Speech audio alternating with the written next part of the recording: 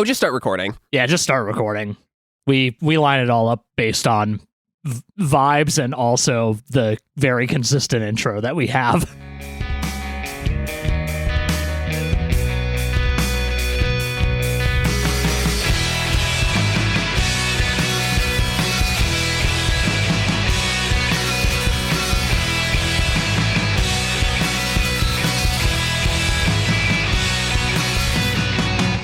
Welcome to Noise Floor, a podcast about music through the lens of our favorite artist discographies. I'm Troy Sennett.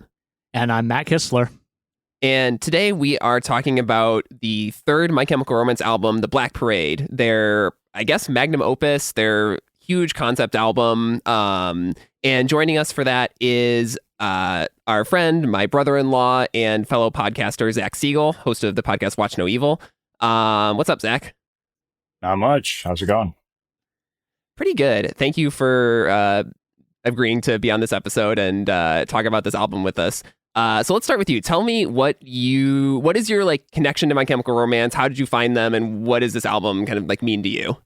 So I think right about when this album was, when I first really became aware of them, and I was just kind of like, I was like a goody two shoes, like preteen at that point, and I was just like, I'm not going to listen to this thing that has like parental whatever, like I forget what the exact phrasing is that they used to use on these, the parental advisory sticker. Yeah, exactly. They don't put those on anymore because now we just get the little E in a square. But I'm like, I'm a good boy. I'm not going to listen to this. And like, I was like totally not into emo. I was very much into like Irish, which is not the closest thing to emo, and I still am, but this was like kind of the entry point for me into the genre. And it was like right around, I think it was like 2007. I had a friend and he was like, you gotta listen to this. And I was like, I don't know, like this doesn't really seem like my thing. And then my brother,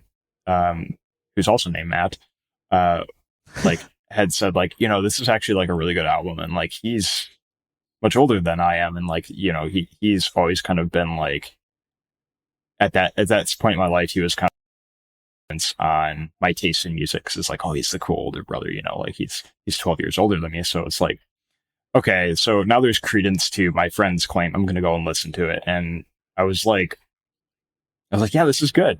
And of course, like Welcome to the Black Parade, like kind of grabbed me as very iconic for the time. And you saw like a lot of people with like the t-shirts and stuff around this time, the whole phenomenon. So, it's just being of that like middle school going into high school kind of like age, that it almost feels like this record was made for, is like this coming of age kind of demographic. And I think it was like kind of the perfect time, and it resonates with a lot of people. They have this song that's called Teenagers on the album. So it just like, there's something about it that it was a lot heavier than most things I had listened to at that point, but it did not bother me. I like what you said about them being kind of a scary band a little bit. Because especially for someone who's, 13 or whatever at the time, like, I have a very distinct memory, which I talked about on the Three Cheers episode, of being actually scared of this band when I first like saw them on TV. And like, I think that idea that they are scary, but not so scary that you can't engage with them as a teenager or, as 13, 14 years old, is what is so appealing about them. Like, they're just a little bit edgier than what you think your parents want you to be listening to, but they're not like, like a European black metal or whatever. Like, there's nothing like really, really dangerous about them, but you think that there maybe could be, or you might be able, if you're like wanting to project that, like they're a good band to be listening to or wearing their shirts or whatever. Right. I like that idea, and I think that is what is kind of appealing about this record. I feel like they're like the image that they kind of like put out into the world is scarier, like more edgy than they actually are, especially like this album. Yes, I think that is totally they're all true. nerds. Yeah. And they like, it's funny because we are talking about this kind of like edginess to this album, when a lot of the background of this album, if you read the interviews and stuff, is about them trying to shed that emo, imagery that they were, the emo like banner that they were given on Three Cheers. So Matt, I think you were probably the one who was most into the band before, of the three of us, who was most into the band before this album came out. What was your impression of it like when it was released? So, I was very into Three Cheers right around the time it came out, as we established last episode. And I came into this one, I felt like I was coming into it with a pretty open mind. I pre-ordered this album from innerpunk.com back in 2006. It came in the mail along with a copy of Converge's No Heroes, an album I still like, but not nearly as much as this one. And I remember, like, this was my freshman year of college, like right after I had started, and I feel really old on this episode all of a sudden. I got the CD in the mail. I listened to it. The more I think about it, the more I'm like, I liked most of these songs. I don't know why it didn't stick with me in the immediate term. Because, part of something that I've been reflecting on over the course of the series is, like, why the hell didn't I see MCR when they were an active band, aside from the one time I saw them at Warped Tour? And, I mean, I think the answer is I didn't feel like I had the money to spend because I was in college for a good chunk of that. But you could have seen them every single time they came to Chicago for the amount of money you were paying to see them in August of this year. I am well aware, but I also am an adult with a job now. No, I should have at least seen them at one of the Twisted Christmases in retrospect. I don't know what was wrong with me. So I'm trying to make up for it now, and it's costing me. You're going? But anyway, I'm going to Soldier Field. I'm considering going elsewhere also. But yeah, my friend Lauren, who will be on a later episode of this show, and I are going to the Soldier Field show. We have very far back seats, but we'll at least be able to see the stage because it's not in one of the like weird obscured areas. That's awesome. But anyway, yeah, it should be sick. I'm very excited. But anyway, I liked this album. I didn't love this album back when it came out. Which seems insane in retrospect, because spoiler alert for my overall thoughts on this album, it's kind of perfect. And yeah, I think this is one of those ones that like has not necessarily grown with me, but like kind of asynchronously grown with me. I think I appreciate it a lot more as a person in their 30s rather than a person who was like just starting college and like trying to figure out what my life was looking like in a very like incubated environment, to be clear. But yeah, I kind of fell off this album a little bit, and then I kind of kept coming back to it in fits and starts. But around the reunion, I like really latched back onto this record in like 2019-ish. I think that is probably something that the band would really like, because to get into some of the like background of this album, they very much from the interviews very much wanted to make something that is timeless and like not so tied to the what the scene was like in 2005 2006, and they wanted to do something a little more that reminded them of Queen and David Bowie, and they have this like this comic book imagery that Gerard Way is playing with, and just they wanted to make something that is lasting, and the idea that this album has grown with you over the years, I think, is just totally fits with that.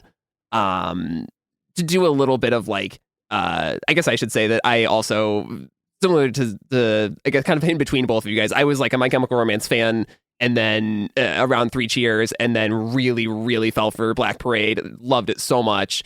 And when it came out, and it is stuck with me as like my favorite My Chemical Romance album, really since 2006. That hasn't ever really changed. But I have grown to like different parts of it more and more over the years. But this album, they kind of start working on it in 2005 after Gerard Way gets clean. They fire their drummer and replace him with Bob Breyer, who drums on this album. And that kind of cements the I guess canonical. To me, that's the canonical My Chemical Romance lineup. I don't know. Do you agree with that? That feels pretty correct. Yeah. Yeah, it's weird because it's the Bob only plays on this one record, but that is like the version of the band to me. I don't think anyone would argue with that with you, is like this being the era of My Chemical Romance that like sticks in everyone's heads. Right. And I mean, we should say Bob Breyer recently passed away in a very, very sad and upsetting way. But so I've been thinking about him a lot as a drummer and as like a presence in the band because of that. But yeah, this album is really like his legacy as a band member. But yeah, so as they're making this, they decide they want to work with Rob Cavallo because he had produced a couple of Green Day records that were obviously a huge deal to their record label because they had sold a lot of records with Dookie and American Idiot. But they really wanted to work with him because he produced Dear You by Jawbreaker, which isn't like an influence I hear a ton of on this album, but like every punk in that time loved Jawbreaker, and so that makes sense. And they originally were going to call this record The Rise and Fall of My Chemical Romance, which is kind of a fun title, but they decided it was too cheeky. Then the imagery of the Black Parade develops, and that's what they go with. His album was somewhat notoriously, at least partially, written at a haunted mansion, the Paramore mansion, that really got into everyone's heads. Apparently, I guess a couple of the songs are very central to what happened during that writing process, which I guess we can talk about during the songs as we get into the individual songs. But I just think that this, like, the stories behind this album just add to the sort of mythic idea of it as this, like, this is just like not the kind of album that gets made in the 21st century. There's something like legendary about it, even as it's getting made. I don't know if you guys had that impression or if you feel that, or if that's just something I'm like grafting onto it in afterwards. No, I think that's it. I had never known like the backstory on the recording of this album until like fairly recently. And I looked at that and I was like, this is just abjectly insane. Like it reminds me in a weird way of the like when we talked about Thursday, we talked about them getting together what they thought was going to be War All the Time, showing it to the label, and they're like, where are the singles? And then they threw them into a third place to go get inspired. But this is like that from the get-go, and also as in line with MCR's kind of general aesthetic as you could possibly be, in that it's a haunted mansion instead of a cabin or whatever. But yeah, it does sound like it had like a wild effect on them. Like Mikey like briefly left the band in this time and like, sought therapy and I think went to rehab like briefly. This all happens in an absurdly short amount of time. I think I said something about that on the last episode too, but like it's kind of wild how fast things happen for this band, even though they sound like they occurred over many, many years.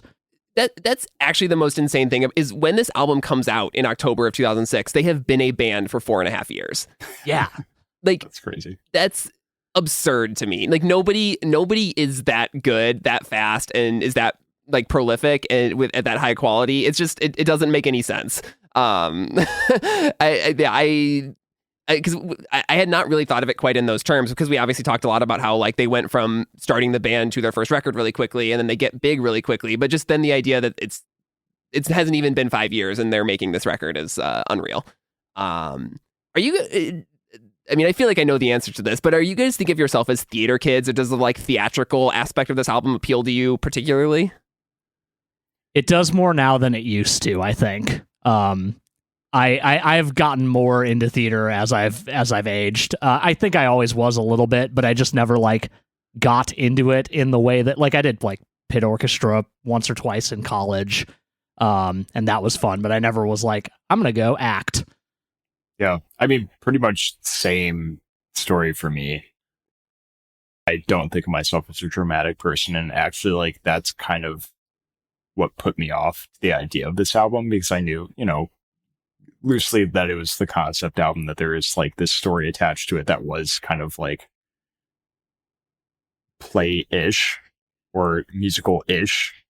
And I was like, that's not my scene, no pun intended. And actually what kind of like put me off to it, but I was like, okay, I know actually this works really well.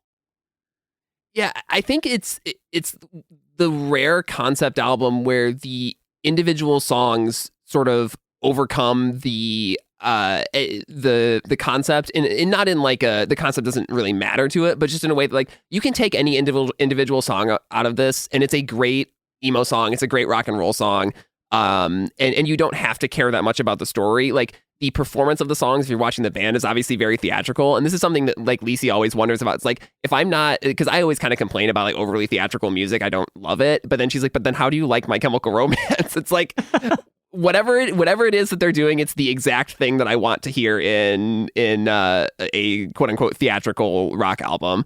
I don't know. I think it's just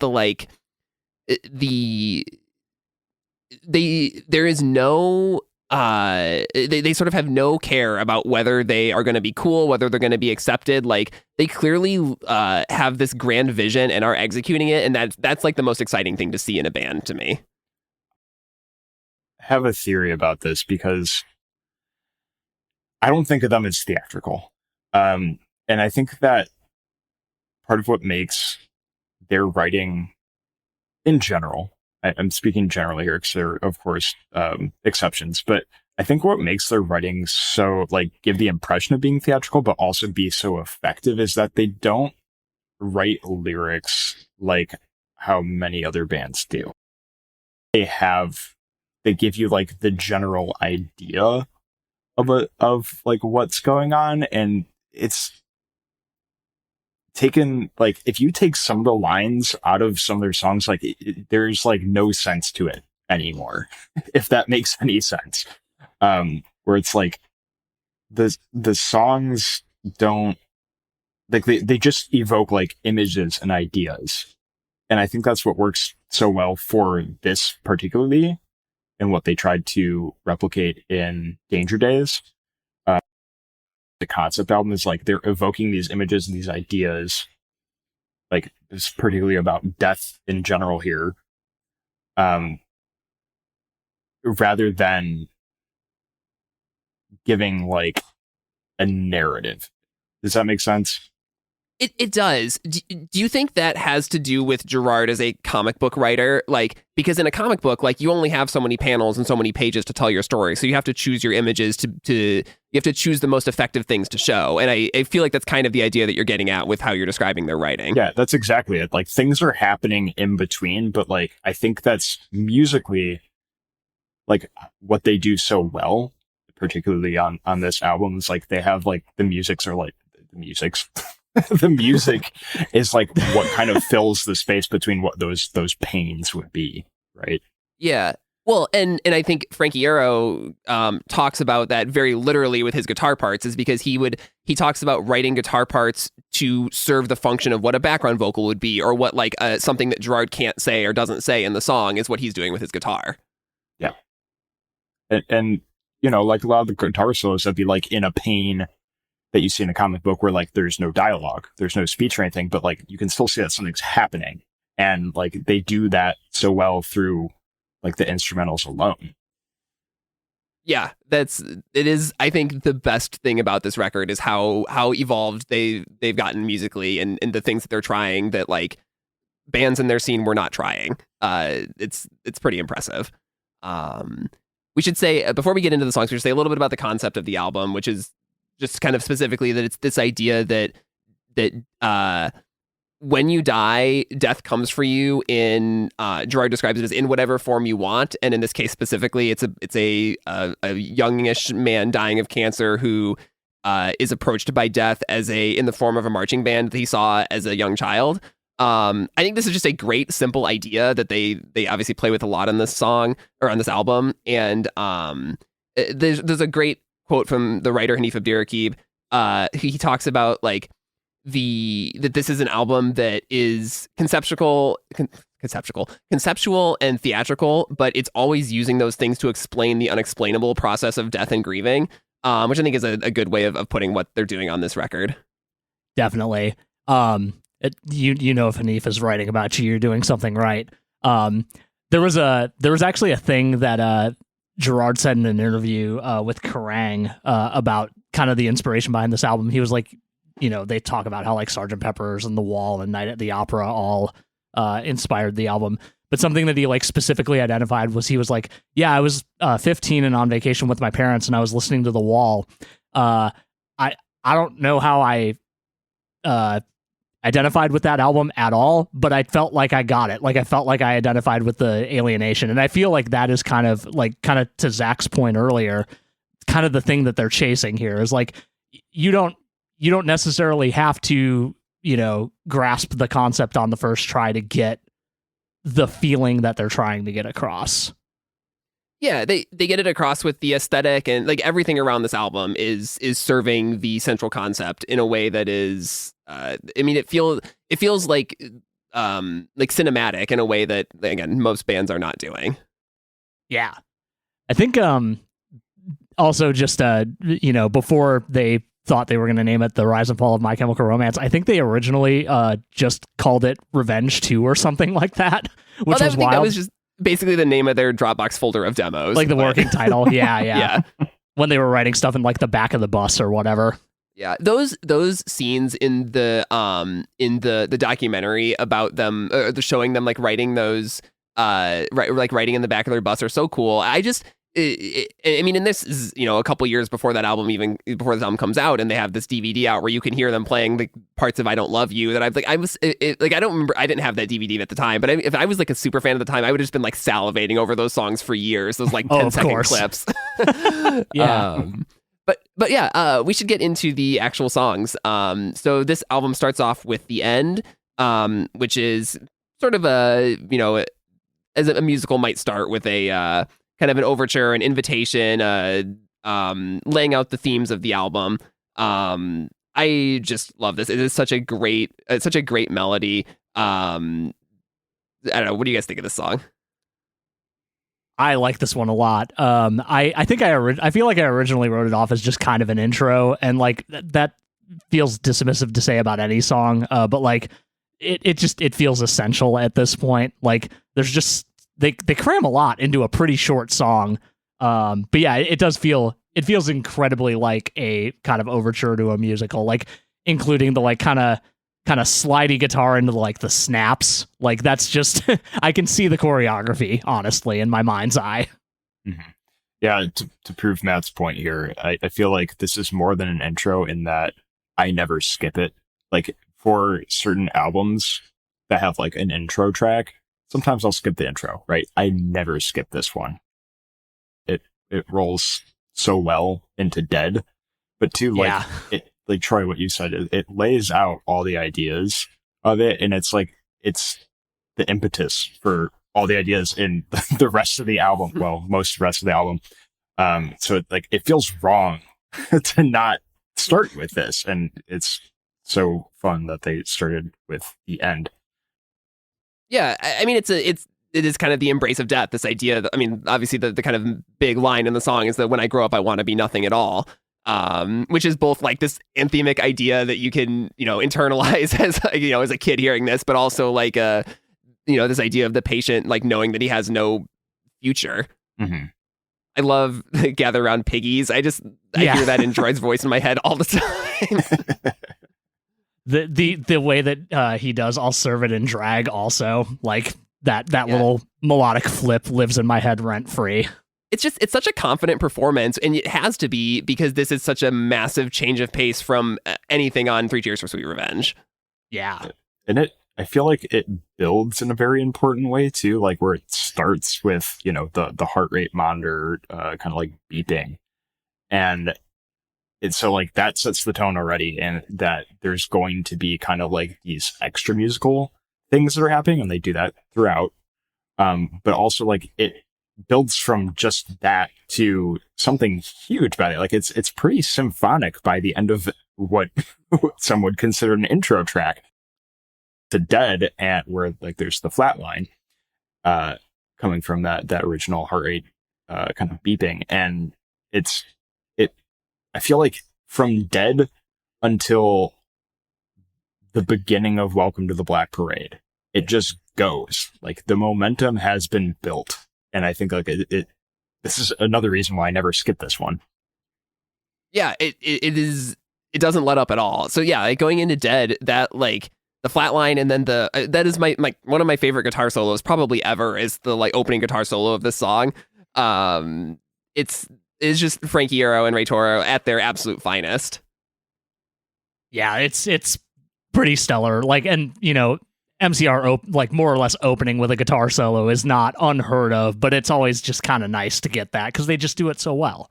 Yeah, I mean, there was a kid that I went to high school with who was a phenomenal guitar player and would make fun of me for wearing like Thursday shirts or like being into My Chemical Romance or being into emo. And then when this album came out, it was literally like one day he was making fun of me, and the next day he was like, "Oh, you were right. This band is really, really good." So I like that they were able to prove people like that wrong with a song like this. This is I don't know, this is sort of closer to what My Chemical Romance has done in the past. It's fast, it's loud, it's frenetic, and it just has this incredibly singable, exciting chorus. I don't know. Ask Lacey. I've been walking around the house singing these songs all week. Yeah, I get it. I was really I found it very fun to find out that this song is like very specifically influenced by Mr. Blue Sky by ELO. I never made that connection, but it makes total sense. It makes total sense. You make a baby Groot dancing to Dead meme. Well, it's you could just have him splintering. Anyways, Yikes. I mean, like that makes sense because ELO is like really like kind of coming into their own like in the late 60s, right? I might be off on my history there, but that's kind of like a lot of the influences for this album were like late 60s rock and roll kind of thing. And like Troy said with the guitar solo in this, like it's kind of like a metallic like rock and roll kind of feel. I don't know how to exactly put it because it's MCR, like that's just what it is, but it does have this rock and roll, like classic rock and roll kind of feel to it as we get a lot through the album. Yeah, I mean it's their kind of their favorite thing to do, which is like what if Queen played really, really fast and looked like The Cure? Like that's it's their formula. This song is kind of the best version of that. I love the horns in this song. That bit in the bridge, I don't remember what like lyric it comes in on, but the in my honest observation part, I think that is it's spectacular. They make death sound so fun. I know. Really, yeah. I mean, that's kind of one of the ideas of the album, though, is that it is kind of an appealing, route at this point. If you're dying of cancer, like you're welcoming it in a way. One thing I love about this song that is kind of outside of the text, obviously. So my friend Ronan was part of a it wasn't Twitch, but it was like a broadcast on the internet because it was COVID drag show. And they did The End Into Dead as their routine, and it was amazing. One of the coolest things I've ever seen, that like entire show. I'll talk about it more on Danger Days because it was the thing that sold me on that album. But that's very cool. Absolutely fun song. Great to see people doing cool stuff with it too. Yeah. Next up is This Is How I Disappear, which kind of, Zach, as you were saying, just kind of continues the momentum of the front half of the album. This has never been like one of my favorite songs on the album, but that's really only because the bar is so high here. But it is like a really good chorus. It feels like a little bit of a cleaned up version of the band, which is maybe like the Chris Lord-Alge mixing this and being kind of one of the tightest mix engineers out there. I think it helps that, gives them that image a lot. What do you guys think of this one? I remember liking this a lot when the album came out, and I think it was because it reminded me a little more of like Three Cheers era MCR. But like, yeah, it has that insanely catchy chorus. I honestly think that This Is How I Disappear through Welcome to the Black Parade is an insane 3-song run. Obviously, it continues beyond that, but like, I think even at the time, I recognized that. I apparently Gerard said in an interview at one point that playing the song acoustic, it just kind of sounds like a New Order song, but acoustic, which is very funny to me, and I would kind of love to hear that. Because I cannot envision it in my head quite. But yeah, I like the guitars on this fucking rule. No shock there. But yeah, this one gets stuck in my head pretty often, honestly. Yeah, the just speaking of the guitar solo, Sue brought it up. It is probably my favorite guitar solo on the album, and there are quite a few. It almost sounds like it's got like some Santana influence to it. Like it's got that like kind of middle America kind of feel to it. Yeah, I could hear that a little bit, which is fun. Yeah. Because I'm a huge, like, that's that's fun to hear. But also, I don't think I knew that about you. Really? Oh. Yeah. Santana's amazing. Anyways, yeah, I this is probably one of my favorites on the album.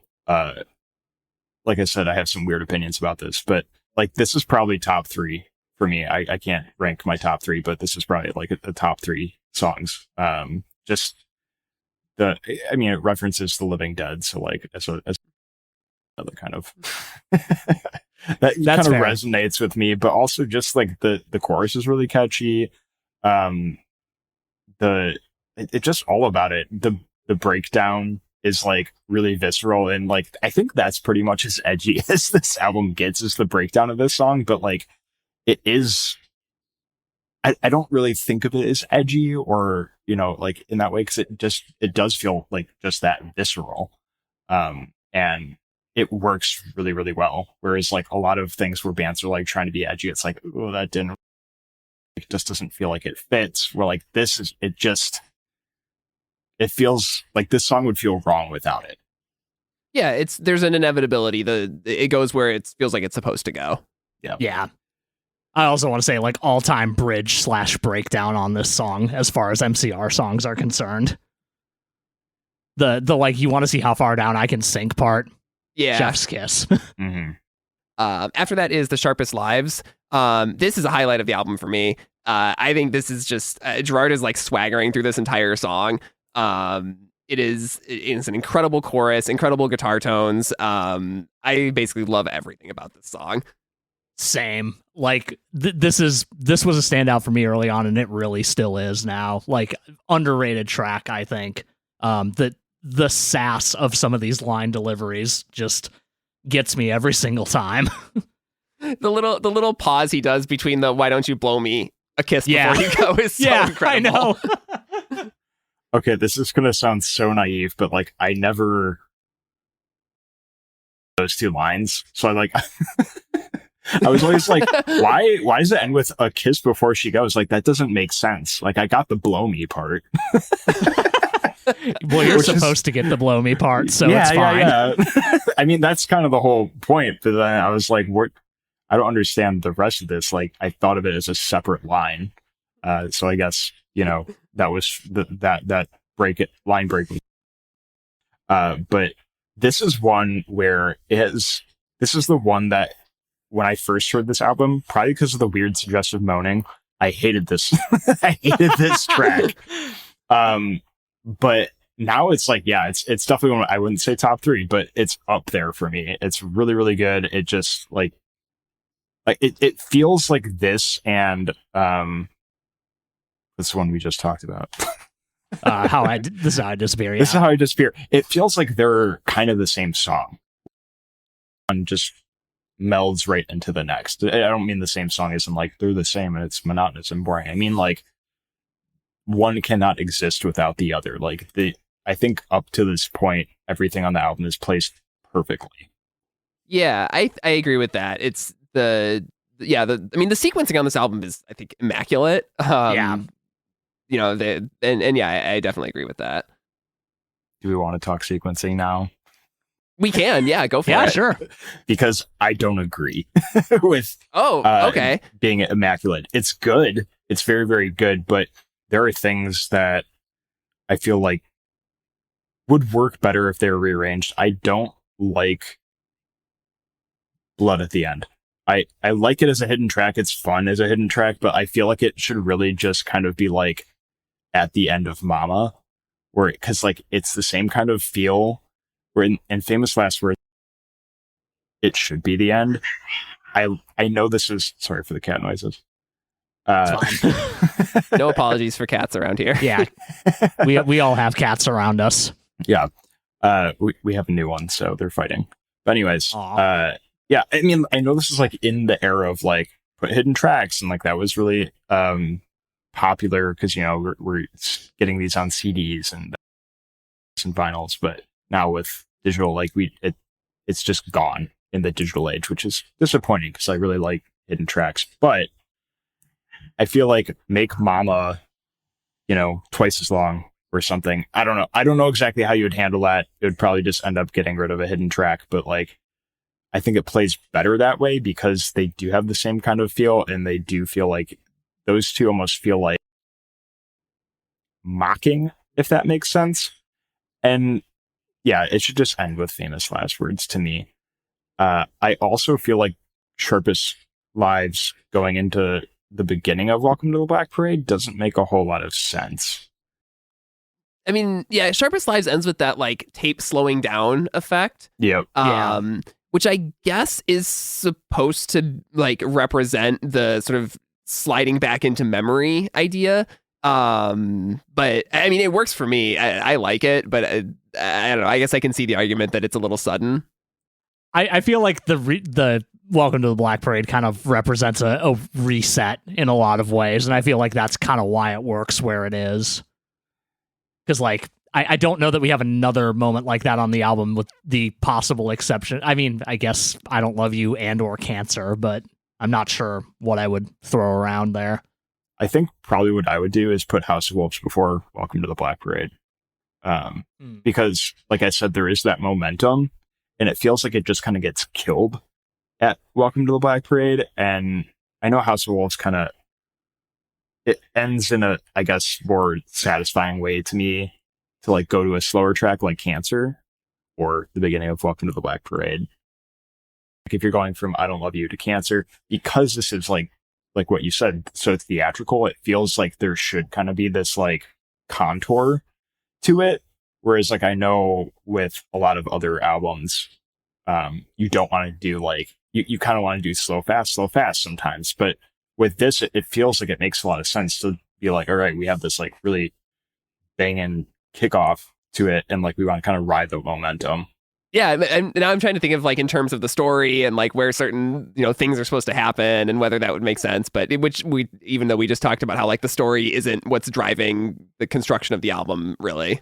I'm sure that's why they made the decisions that they did with the sequencing.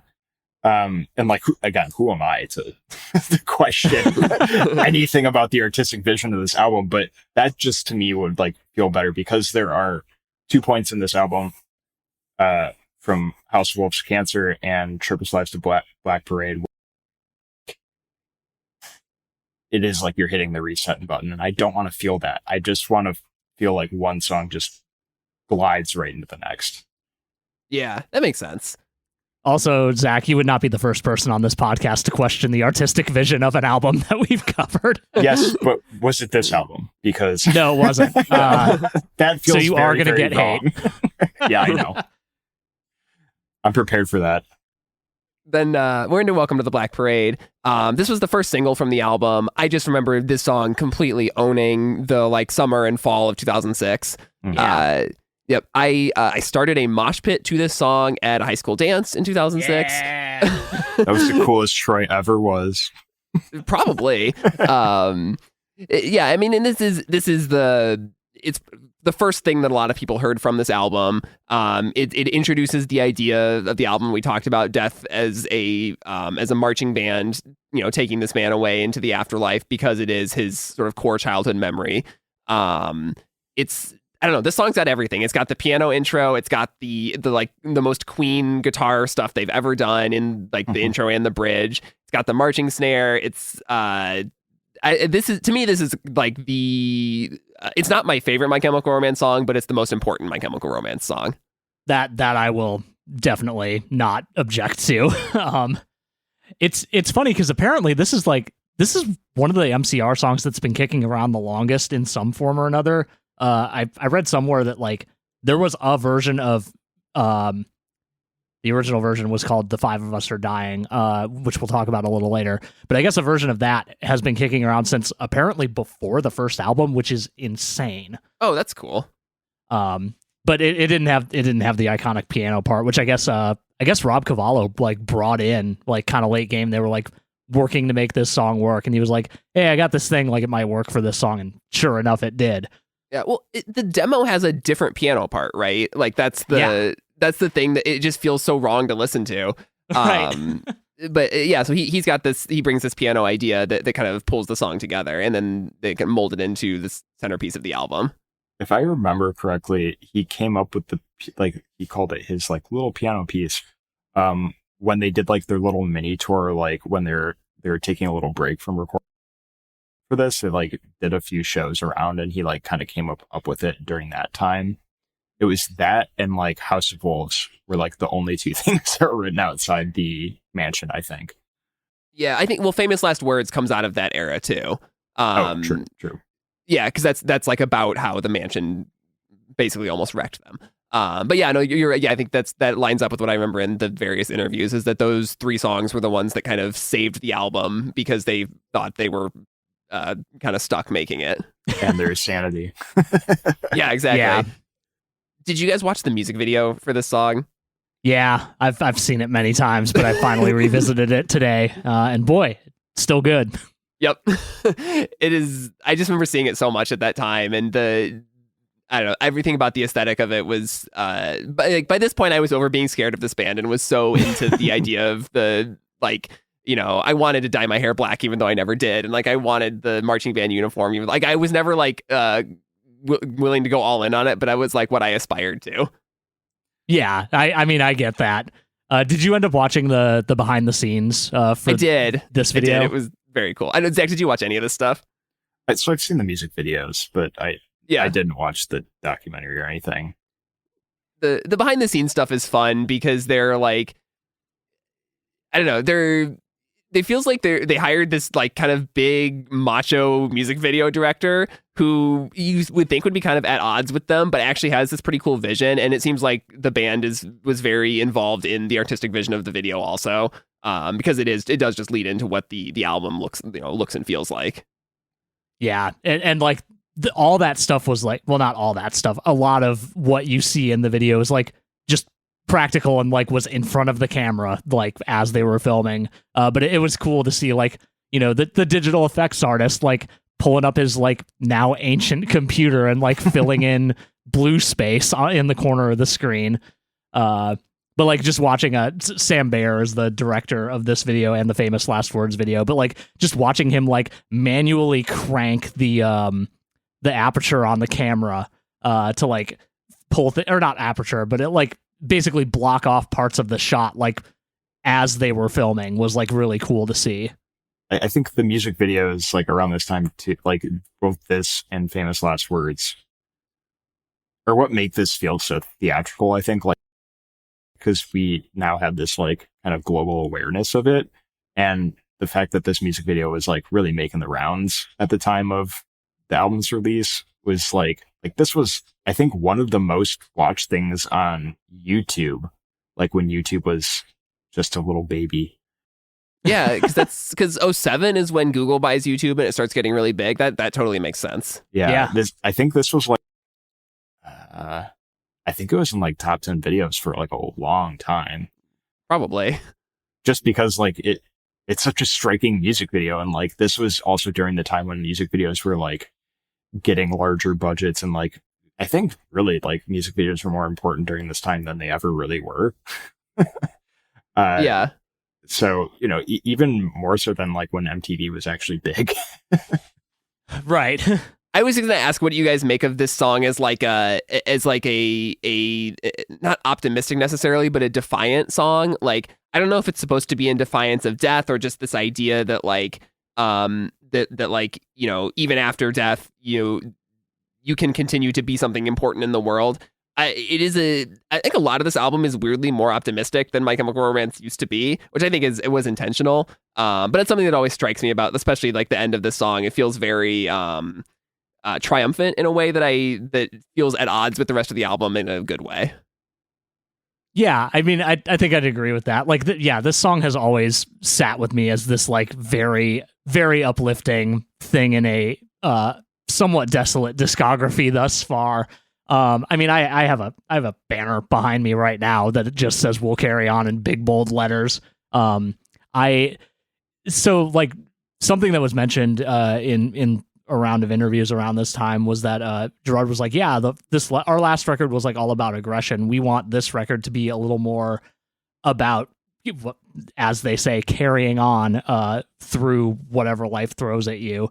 And Famous Last Words is also kind of like that, but we'll get to that later. I feel like, despite kind of feeling like, oh, this is a very different band from, what I fell in love with back in 04. Like I feel like I latched onto this song pretty early on, and like it was a different band. Like they were this was the Black Parade. This wasn't My Chemical Romance. Like they were presenting it as a totally different thing, which I don't think we mentioned so far. Yeah, we didn't. That is an idea that is very. I mean, it's very much in the vein of the Sgt. Pepper's, the Ziggy Stardust thing, where like this is actually a canonically supposed to be a different artist than the band itself. Yeah. Which is why they died in New Mexico, or not in New Mexico, in Mexico City. Yeah, later on. They kill the Black Parade later. Yeah. Yeah. We're spending a lot of time on that song. Sorry. No. I mean, this is the one though. So I need to say something about this song. Yes. Again, I might get crucified for this, but I feel like it is perfect except for one thing, and that I don't know if you'd call it a chorus. When I was a young boy, my father, they do that twice at the beginning. The first time just with the piano, and things are starting to ramp up. The second time, has the full marching band kind of feel to it. I think they need one more in the middle because it feels like it just builds too quick. It doesn't even really feel like it builds. It feels like it goes from like 20 to 60 between those two choruses, and I'm okay with this being longer to make that build work more. You want another repeat of the like intro, not to like go back to it as like a bridge later? Yes. Yeah. I just want like another repeat of that same chorus, as I've been calling it, the same like stanza. Yeah, just to live in the build a little bit longer in the memory. Right, because they sound huge that second time through. And there are times like when they do sound like this huge symphonic group, and that second time through, they do sound huge. They sound really big at the end of the song too. And it just feels like if they're going to do that, they got to build to it both times. And they do a really good job in the latter half, I think, of building to it. And I think, other where they sound really big, it's like Famous Last Words and the end, like I mentioned already. And I think with those, they really do a great job of building to it. And maybe they were just like, at this point, they're like, we don't want to make it too long and blah, blah, blah, like for the sake of brevity and gotta be the single. Right, exactly. This being the single. I don't know. That's just artistically what I want out of this. Yeah. I like the sudden turn, but that's just me. Actually, that's probably most people. I hear that, and they do that a lot on this album. This is just one of those cases, like, I feel like when, like I said already, when it's like you have this symphonic kind of feel to it, that feels like you should build to it. When it's like sudden, like edgy rock feel, that's cool too. But to me, those are two different things. And I can appreciate both. Yeah. After that is I Don't Love You. This is, I guess I would call this a power ballad. I'd say so. Yeah. It's certainly a change of pace from the rest of the album so far.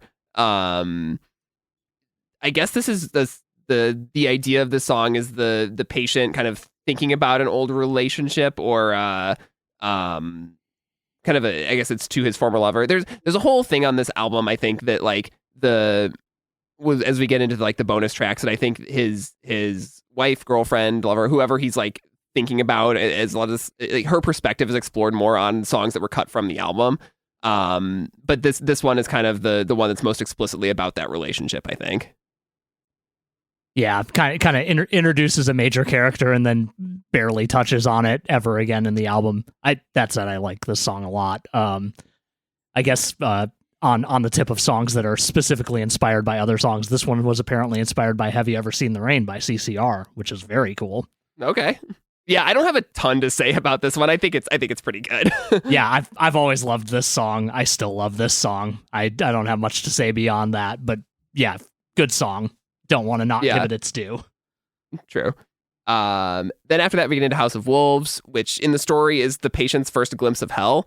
And musically is just like a hop and jam of a song. It's fast and crazy. I really like this song. What do you guys think of it? I think it's great. Yeah, like you mentioned earlier, this was one of the songs that like kind of came out of the immediate aftermath of them coming back to the mansion, I guess. I think. But I guess Frank like pulled out quote unquote Rob's big clunky acoustic and like started hammering out. I'm not sure if it was the original version of the song that shows up on Living with Ghosts or if it was this version of the song. They're like called V1 and V2 and they're very different songs. But yeah, I love this one a lot. It was described in an interview as like when the Smiths would try to do rockabilly, and I feel like that's very apt. Yeah, there's a little bit of that like country energy to it. Yeah. I was going to say, Troy, as a bassist, it makes sense why you get so hyped by this song. It's a really fun one. I really like the bass line from Green Onions in the breakdown. Yeah. Okay. The bridge. And it's so much of that. Like, again, it just feels so like 60s rock and roll, but like with this kind of metallic twist to it. This is just a fun one. Like you hear the intro to this and you're like, all right, let's fucking go. Time to party for a little bit. I mean, it's the idea that like hell is this like bacchanal, basically. Yeah. I love the you better run like the devil part is cool. Mm-hmm. I know. I just think you're right about Mikey is kind of, I think, an underrated bass player. He doesn't get a lot of opportunities to shine as a bassist in this band. But yeah, this is definitely one of them. Mm-hmm. For sure. After that, we get Cancer, which is, I guess I would kind of call this, I mean, I called Welcome to the Black Parade the centerpiece of the album, but this is the other sort of emotional, I guess, anchor point, I think, that this is the patient examining his own, like, state right as he's dying. And this is a, like, brutally heartbreaking song and heartbreaking performance. Yeah, this is kind of a tough song to listen to. Yeah, it is. Yeah, I mean, I had a relative pass from cancer late last year, and so it's hitting different nowadays. But yeah, on the Maxwell's set that's on The Black Parade is Dead, like they close with this song. They closed with this at I think several of the reunion shows, but specifically the Riot Fest show in 2022. Yeah, 2022. Yeah. But yeah, just really, really heart-wrenching. Simply titling it Cancer is such a move, and I think it's the right one. Yeah. It feels the most different on this album for obvious reasons, and because it's kind of a ballad, but it's also not I Don't Love You. Like I Don't Love You, you can kind of like be like, yes, this belongs in the album. Cancer, I think, also belongs in the album because of the whole concept, and like it's a really good song. This is another one that like really grew on me over the years. I used to skip this one all the time when I was younger, and I don't know why. I was just like, maybe it's just too sappy. I don't know, but now I feel like I like it a lot more because it does have that emotion tied to it, and I think that it's kind of important for the whole concept of this album and the pacing of it too. Yeah, because most of the album's this like huge fantastical whirlwind of just, you know, everything that's going on kind of in the throes of this person's kind of last moments. Mm-hmm. But this is like a really like hard bring you back to reality. Like, no, but like this person is fake, but this thing happens to real people, and like we need to talk about that briefly.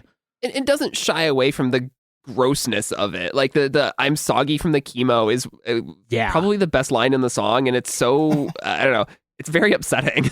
Yeah. When I have a really hard time hearing lyrics. Like I much more like my ear really grabs onto like melody much more than lyrics. So I always thought until probably a couple years ago that it was I'm Soggy from the Cable. And I was like imagining it's like the cable, you know, in the hospital room, you have the TV or whatever. And I'm like, I kind of like that better because This metaphorical melting of your brain. right. It's that and like the, you know, maybe you're watching like soap operas or something. And it's like, I don't know. I just kind of like that better. Like in my head, I still hear it as cable, even though I know better. The other thing I really like about this song is there's a few moments when the bass line is just like a little out of time with everything else.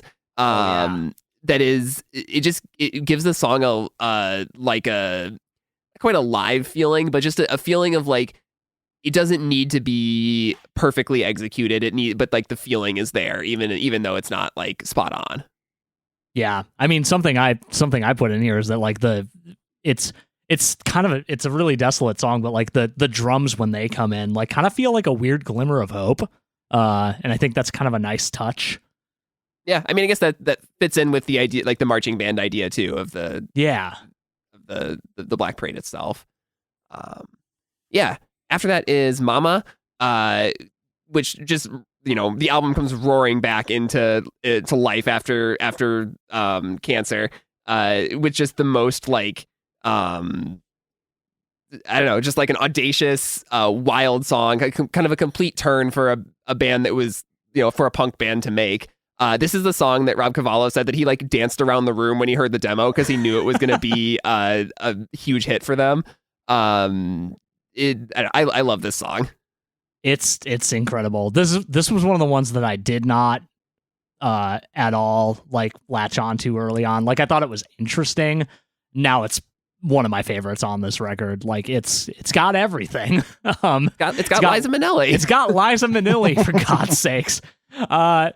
No, like it's I mean, yeah, it's also apparently this song was born in an arena in Chicago. Not really sure which one they were talking about. Might have been Allstate, so it might not have actually been Chicago, but who cares? But yeah, I guess it was a like Gerard just kind of had the phrase "Mama, we all go to hell" kind of cycling through his head, and then he was like, "Ray, can you do like a bouncy, like kind of Doorsy riff to go along with this?" And Ray was like, "Yeah, man, I got you." And then like it just kind of snowballed from there, which I think is really neat. But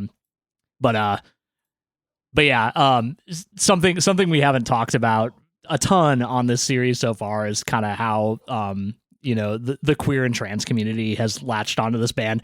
And I think this song is a big part of the trans community part of that, because there's that one line, "You should have raised a baby girl. I should have been a better son," which like, I know the like actual context of that is like something to do with like him going off to war and like his mom not being into that and that being the whole thing. Sorry, Mother War, I think is the name of the character.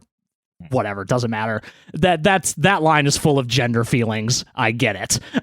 Is where I'm going with that one. Yeah, I think that is, you see that a lot. I mean, just the way this band, you know, carried themselves and everything they've talked about over the years in interviews and stuff like it. That makes sense. But yeah, you're right. That line is kind of the one that people cite. Yeah, for sure. I believe at some point Gerard like said in some interview that struggled with gender identity, like he still kind of does, but you know, he's like he had around this time actually, like he had some difficulties like kind of portraying himself like as a male, as a man, and he was like, I kind of always thought of myself as something more in between, like not classically like, you know, what you would think of as macho man, you know. And this is during a time when I don't want to get too political on a podcast that's not my own, but we did an entire series on Rise Against. You can be as political as you want. That's true. All right, never mind. If I can give it a shot, I feel like in around 2006, and maybe this was just the little bubble I lived in, I feel like the idea of genders that live outside the binary was less in the cultural zeitgeist. So I don't feel like a lot of people really understood that was something that they just could be. Like this was not a thing that I was like fully grokking until partway into my adult life. And the world makes a lot more sense when you think about things like that. and realized that maybe fitting things into neat categories is not always good. But anyway, yeah, it makes sense that he was feeling that way around this time because there's also that B-side called Not That Kind of Girl that also addresses this subject a little bit. Yeah, Right. well, and I think they're very much in the tradition of someone like David Bowie, who was not shy about playing with gender norms. And I think that in Gerard again, like, I believe he would wear dresses on stage, like I believe even at the show that we saw. Like this is like, Oh yeah, it's a thing that has continued throughout his career as like something he's interested in and is not shy about expressing. yeah, absolutely. And I celebrate it. I don't know why I'm saying that like it's a controversial thing on this podcast with my friends. But yeah, good shit, TBH. Yeah. I think it was like, I think the way that he put it in the interview is like, he's like, well, I'm a straight man, but like, I don't think I'm necessarily cis. And like, it was like kind of put in uncertain terms. Because again, like you said, Matt, like you don't have to fit into the binary. Like you don't, life's more complicated than that. It's not black and white. And I think that that's what he like was struggling with in 2006 through 2010 or whatever that it became, I guess, more like the, I don't want to say the norm, but more socially acceptable. Yeah, well, I mean, they probably were a factor in the kind of mainstreaming of people talking about this stuff because the kids who kind of grew up on My Chemical Romance are then the ones who are setting, as they get older, are sort of setting the cultural they're the ones who are writing about this stuff. They're the ones who are the loudest voices talking about this stuff as they get older. And I think that there probably is a real tangible connection you can draw there. Yeah, definitely. This is somewhat of an aside, and I apologize. But what's funny is I saw on Reddit, there's a subreddit for anything, and I spend way too much time on it. So in preparation for this episode, I was like, let's see what the MCR subreddit's all about. And it's a very friendly place on the internet, so you may expect as much. But I saw a post a few days ago that was like, My Chemical Romance fans, like, what do you do for a living? And I was like, this could be pretty interesting. So I click on it. Mostly, I feel like the overwhelming majority was like mental health professionals or like psychiatrists and stuff. And it's like, one, that checks. Yeah.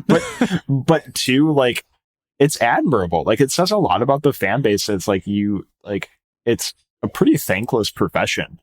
And I think it says a lot about the fan base that like I was influenced in this way so much that I one day joined a subreddit dedicated to the fan base, but also like, felt the need to like comment and say like, I don't know. To me, it's like when you go and comment, like I wasn't like, oh, I need to let people know I'm a software project manager. Like no one's going to care about that. But, people who are like, I'm a psychiatrist now, and like just the like subject matter that My Chemical Romance puts forth is like, it makes you think about these things and makes you like, think about death, and like think about like people with these kinds of mental illnesses, and it mentions a lot of that in the subject matter, and it's like, I don't know, it just kind of like says a lot about their impact extra musically.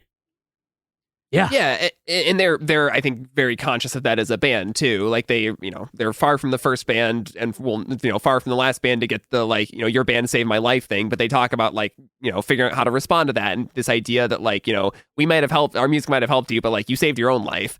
And they talk about like kind of what it feels like to be that kind of like beacon of hope for their fans, even though their songs can be about pretty like dark subject matter.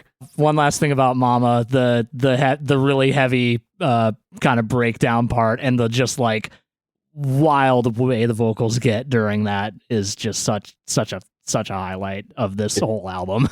It feels very like classic metal to me. Yeah. Which is like, and I think it's just like how many different influences can they show in this album? Yeah, it's I mean, I think they clearly were just like listening to everything and infusing everything into their music, which I think is what great musicians do. Yeah. You can also, I think we didn't even mention this as like an anti-war song, just in the sense that it is about the horrors of what soldiers are forced to do as part of war. That's kind of just like the text of the song. But it's kind of I mean, that's probably, if we're talking about, where and how death comes for people, that has to be one of the busiest times. Yeah.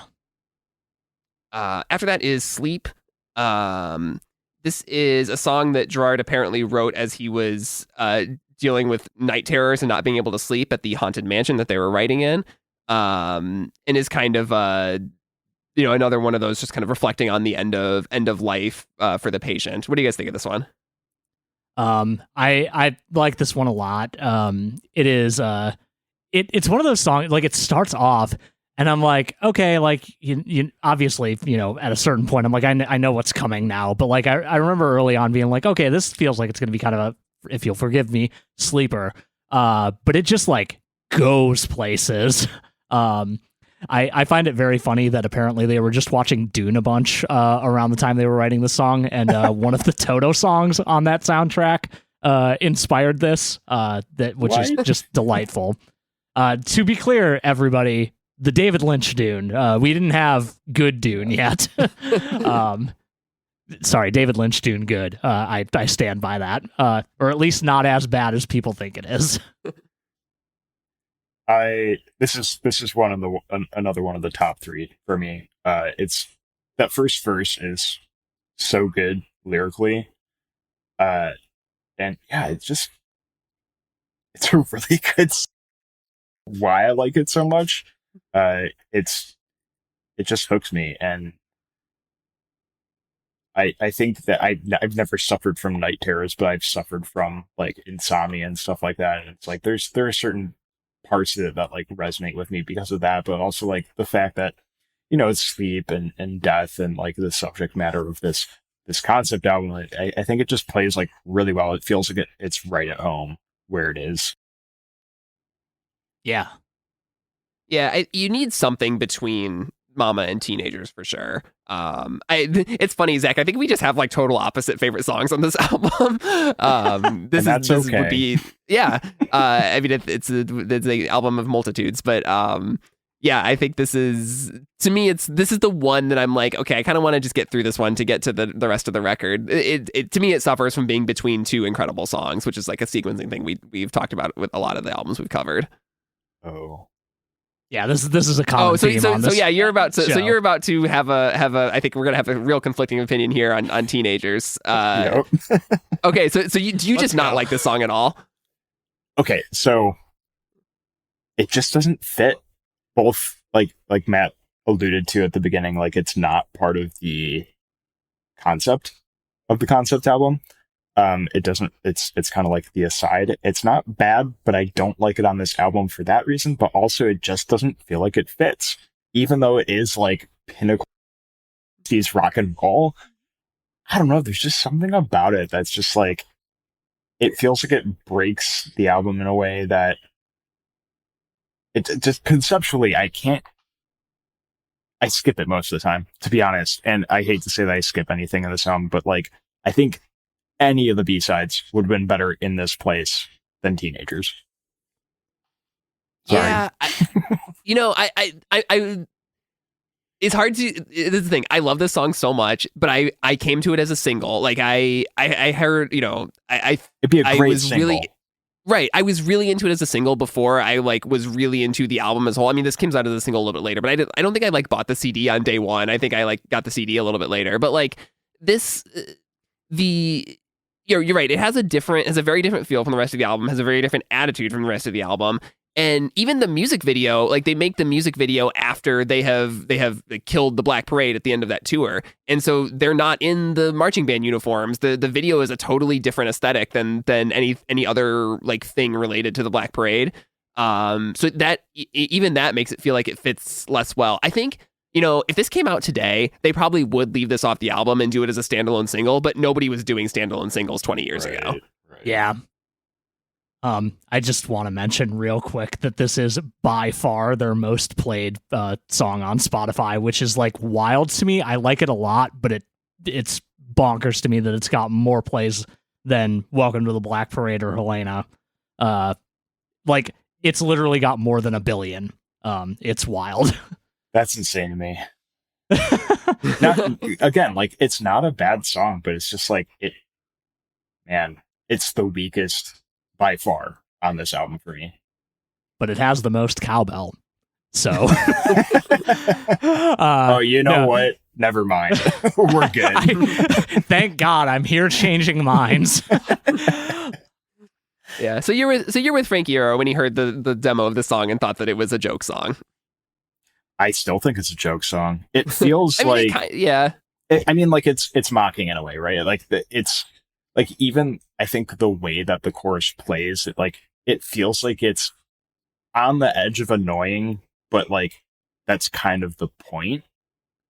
Yeah.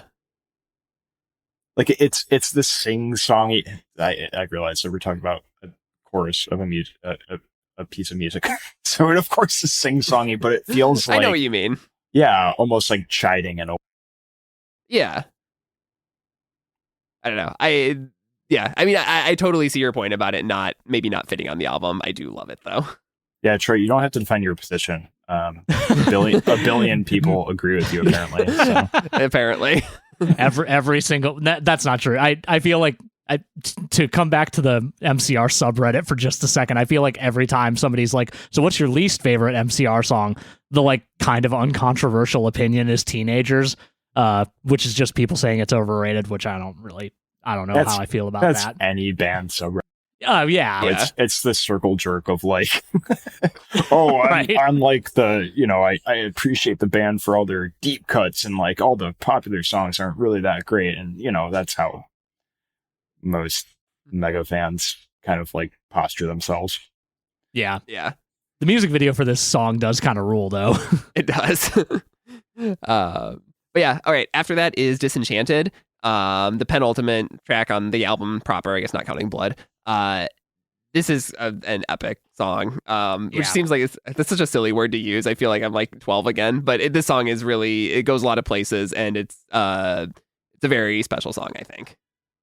Yeah, like this song really goes places. It's got that like kind of cool arc of where it starts and ends with this really, really gentle acoustic guitar part and just builds into this. I hesitate to use the word epic because I feel like I've used that so many times already, but pretty epic song around the middle and like bridge parts. I guess that like this was kind of tossed aside for a while, which is wild to me. I guess Mikey was writing really hard for this song, but it had just kind of like come and gone a few times in the writing process, and he just kept going like, no, like we really can make this song work, and they did. This is the one that gets stuck in my head the most. That's another top 3 for me.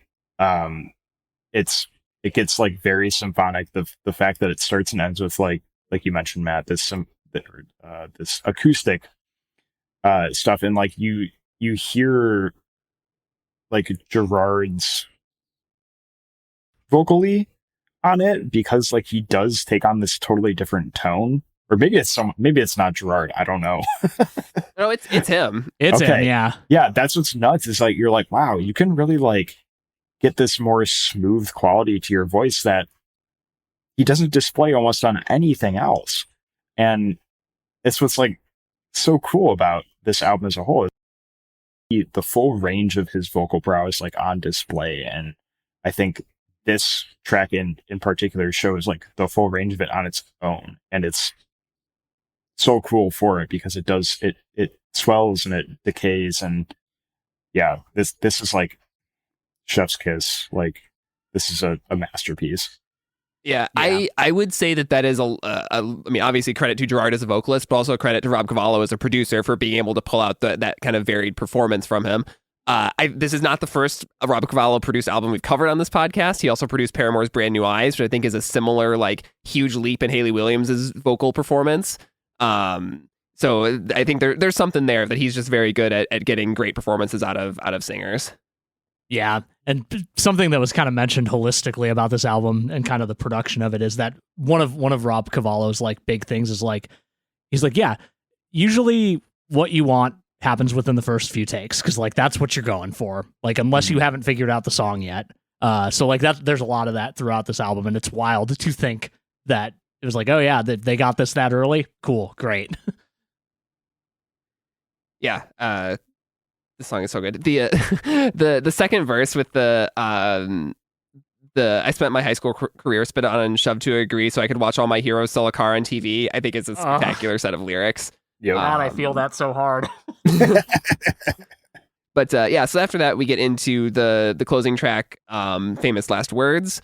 I think this is a great album closer.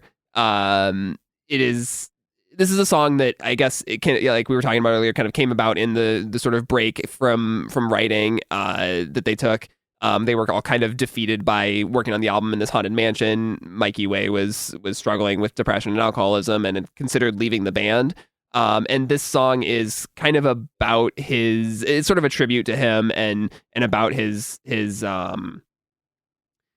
I don't know, about his struggle and about I think the band itself trying to persevere, through the making of this record. This song is, I think it's great. Yeah. I want to pull a direct quote from guitarist Ray Toro about this song because I find it really great. He says, "The lyrics make me wake up and want to have a great day." And I just think that's beautiful. That I feel like that undersells this.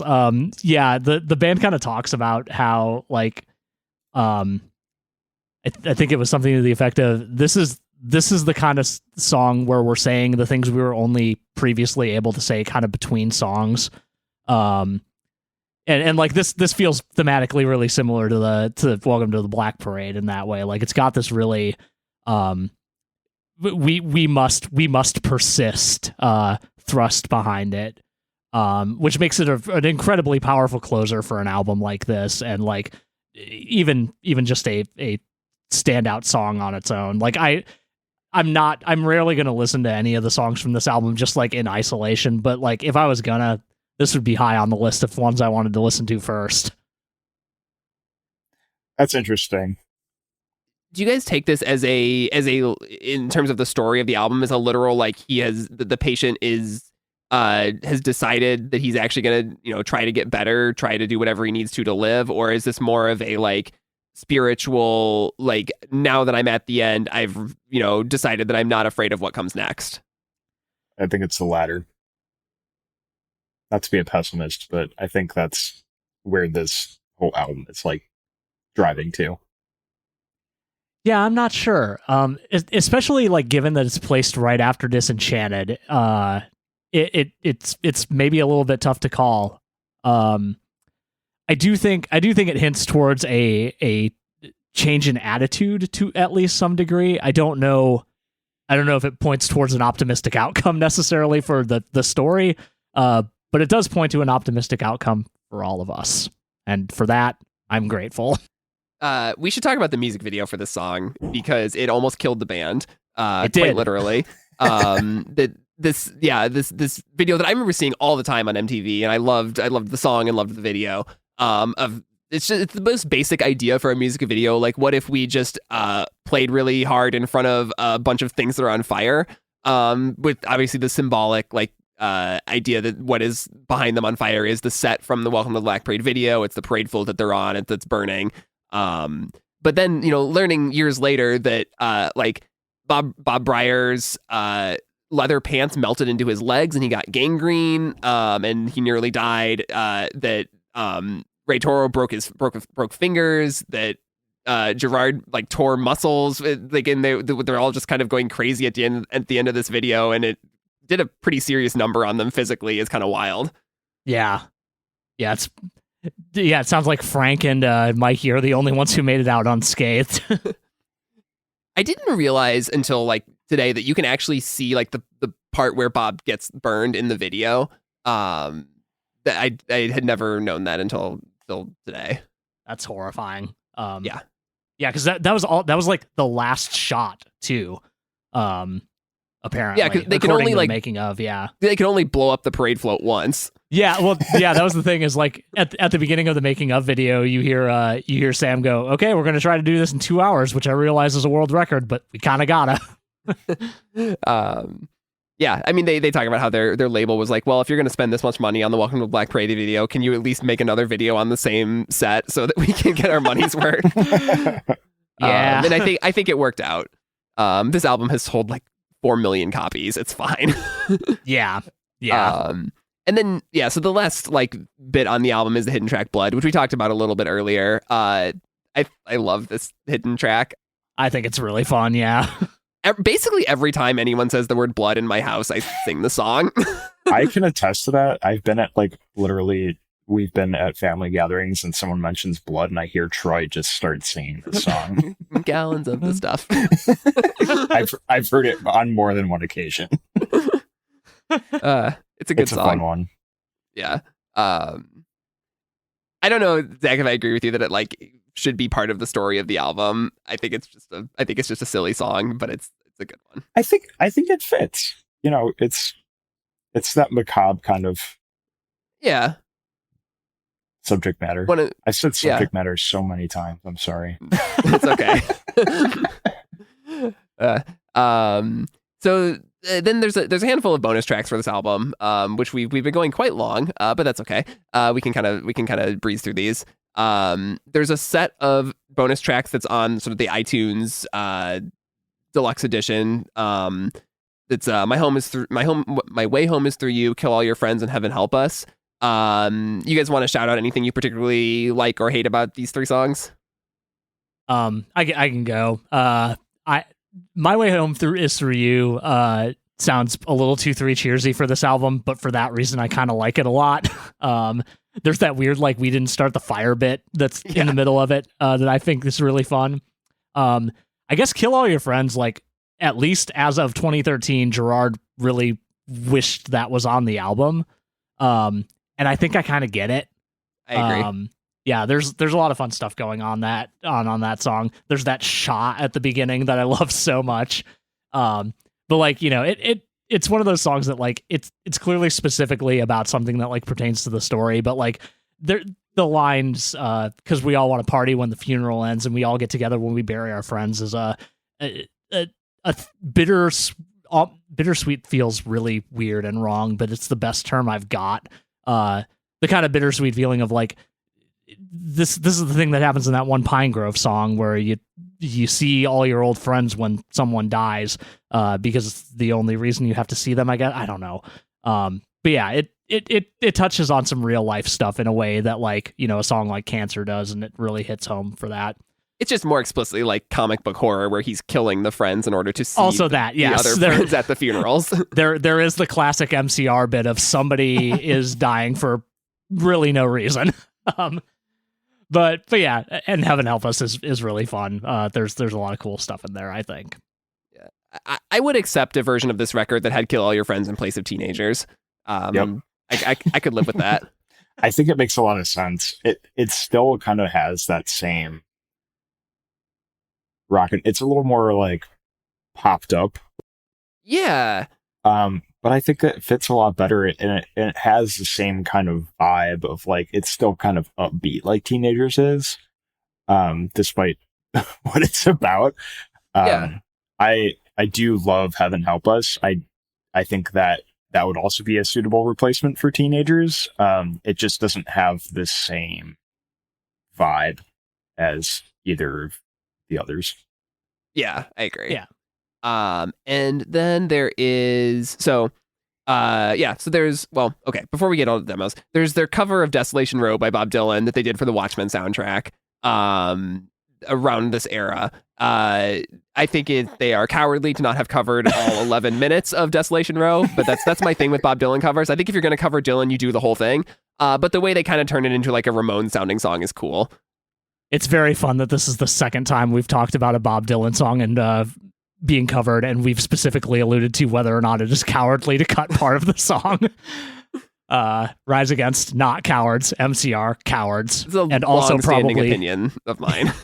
I have a feeling that it being for the movie was the reason that they needed to cut Right. so much. That's exactly what I was going to say. And the fact that they had a Bob Dylan song on that soundtrack already, it's kind of weird that they were like, let's also have a cover of a Bob Dylan song. Also, I hate Watchmen. Bad movie. Bad movie, good TV series. I never saw either, but I did read the book. Yeah, very good comic book. Yeah, and then so in 2016, they released a 10-year anniversary version of this record called Black Parade / Living with Ghosts that has a bunch of demos and early versions of some of these songs and songs that didn't make the record. Probably should just do kind of highlights of these.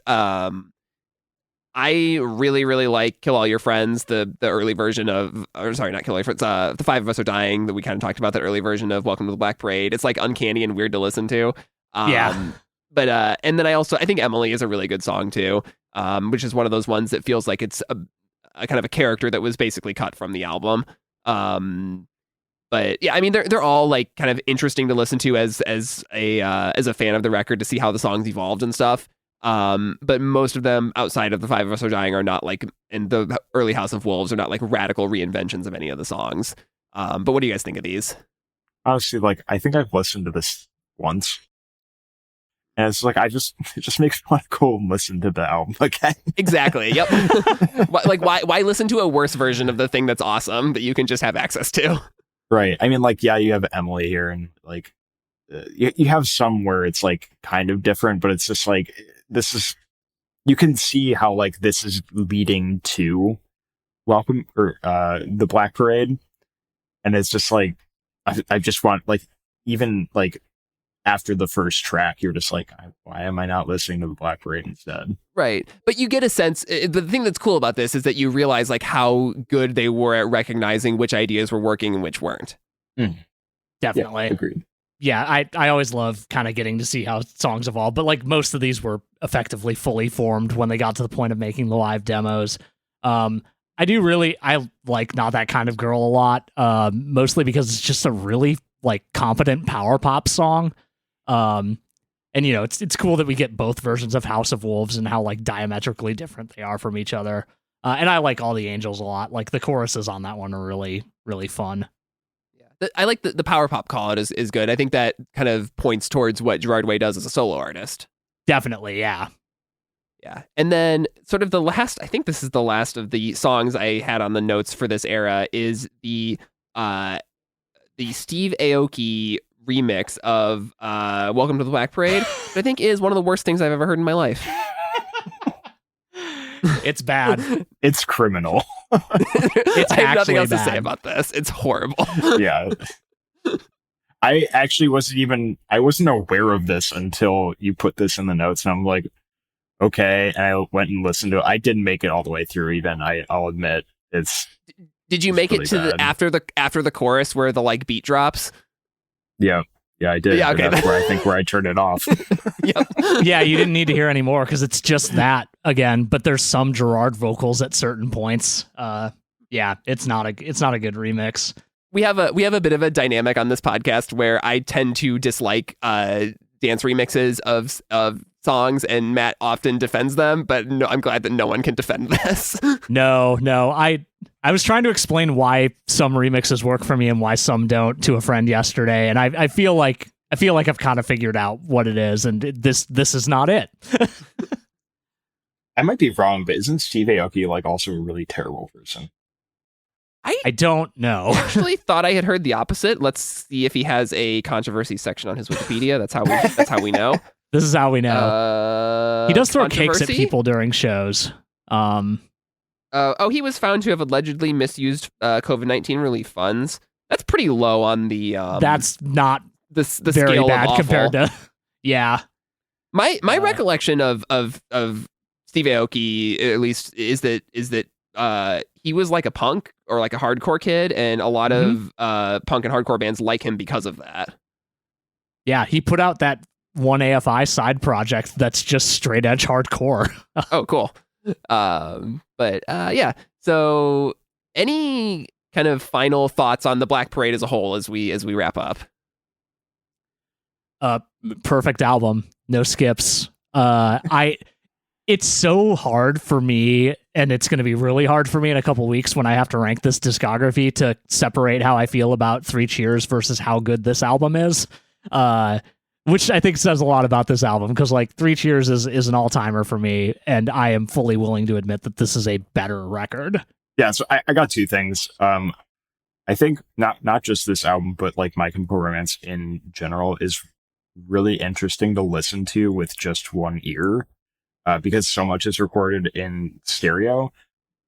I found this out because I was listening to this album while I was at work, and I guess I always have like one ear out to me and and need something, but I was like, wow, this is actually like really interesting, because you do get some of the vocals, and like I know that's how most things that are recorded in stereo are, but like just because of the instrumentation and like how they record and how like things are doubled or not doubled in places, it's actually super interesting. I recommend for people who have listened to this album a lot, like try it with just like one earbud in or one earphone on. It's really interesting. Kind of like made me appreciate things in a different way. I came very close to paying $100 to get the full Chris Lord-Alge breakdown of his mix of Welcome to the Black Parade, because he goes into like all that stuff of like how he kind of built the mix of the record. I did not do it, but I still kind of want to. If you do, please share, and I'll give you some of the money back. We'll see. But yeah, I mean, I think Zach, you're right on. This is like a immaculately mixed album. I love how it sounds. Yeah, the other thing I was going to mention, somewhat related, is that I think this album, like, in a way that you don't get as much in Three Cheers, like, you see the evolution. Like, they're two very, very different kind of feels, obviously, but I think this one really shows how well they, like, stretch loose versus, like, tight feels together as a, and like the variety of different styles of music on this album really helps showcase that. Whereas like on Three Cheers, it wasn't like, it's not like it was like samey, but it felt like they were a lot tighter as a group, but like, and they weren't really like stretching, like pushing and pulling as much, if that makes sense. And like here it feels almost like more experimental, but also like they've kind of like just like kind of meshed together in a different way as a group. Yeah, I totally hear that. I think some of it I chalk up to Howard Benson versus Rob Cavallo as producers, and some of it, yeah, I think is just they are a much more confident and talented band after more years on the road, and also Gerard kicking his drug habit and feeling like he reinvented himself as a singer. I think all that adds up to exactly what you're saying, is that there's a lot more variation and confidence on this album. We should do some random recommendations. I guess I can go first if you're still coming up with yours. Yeah, go ahead. I think I've got one, but go for it. All right. I am going to recommend the new song by the band Agi. The song is called The Festival Grounds. This just came out yesterday, 2 days ago, over the weekend. Probably yesterday, because they're big on June 1st as a date. I don't know if I've talked about Agi on this podcast before, but I am effusive about them in real life all the time. They're sort of a collective of musicians from somewhere around Tennessee or somewhere thereabouts. They make just the most beautiful, immersive indie rock that I have ever heard in my life. It's kind of somewhere between like an Anathallo and As Tall as Lions and that sort of thing, and a little bit of folk, a little bit of like, I don't even know what to call it. They work in like not just like American folk, but like Irish music and stuff like that into their songs. This band is incredible. New song, The Festival Grounds, I think is the first single off a new record. But check that out, and check out the Idol Opus parts 1 to 6, which is one of the best indie rock albums of the last 5 or so years. What do you got, Matt? So I am bringing a album of organ music from Callie Malone. The album is called The Sacrificial Code. This came out in, I think, 2019 originally. Yeah, 2019. It is just serene. Callie Malone is this incredibly talented organist and experimental musician. And this album just takes you on a trip, man. I love the organ as an instrument. It is completely inscrutable to me, even though I kind of vaguely understand how it works. I prefer to just let it mostly remain a mystery. Like church organ, to be specific, like pipe organ, not like a Hammond or anything like that. But yeah, it's such a serene and surreal album. I sent it to a friend of the podcast, Blake Carell, and he was like, I feel like I'm swimming in this or something along those lines. And I was like, hell yeah, that's exactly the feeling I want people to get. Big regret of mine is not going to see her play at the Mausoleum at the Bohemian National Cemetery a couple years ago, because I thought it was outside, and I was like, it's too cold for that, and I was wrong. An organ outside? Listen, I don't know how she performs live. That's true. I thought it might be. I thought it might have been like electric organ or something like Yeah. that on live shows, but yeah, big concert regret. In addition to all the times I didn't see MCR. That's cool. I got to check that out. Zach, do you want to recommend anything? Let's see. It feels loaded. Yeah, I want to recommend my own podcast, Watch No Evil, where we talk about horror movies with my friend who's also named Matt.